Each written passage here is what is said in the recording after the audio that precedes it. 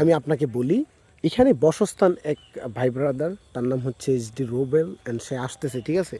সে তার বাড়িটা দেখুন আপনারা, মানে একদম আশপাশটা দেখুন, আশপাশটা কিন্তু মাঠ এবং এইগুলা ধান ক্ষেত, এদিকে কোনো বাড়িঘর নাই, ওই দূরে কিছু বাড়িঘর আছে এবং এদিকে আছে, ঠিক আছে।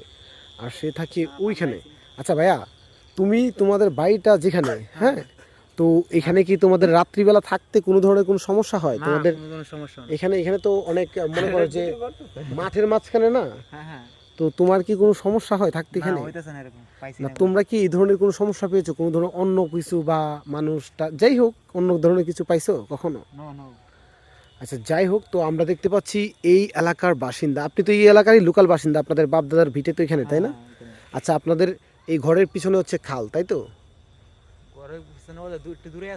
আচ্ছা যাই হোক, একটু দূরে আছে। সো আপনি কিন্তু অবশ্যই অবশ্যই আপনাদের বাড়িটা আমরা দিনে এসে একবার এক্সপ্লোর করে যাবো। সো যারা যারা দেখছেন প্লিজ চ্যানেলটিকে সাবস্ক্রাইব করুন, এবং এই ভাই কিন্তু এই গ্রামে থাকে, ঠিক আছে।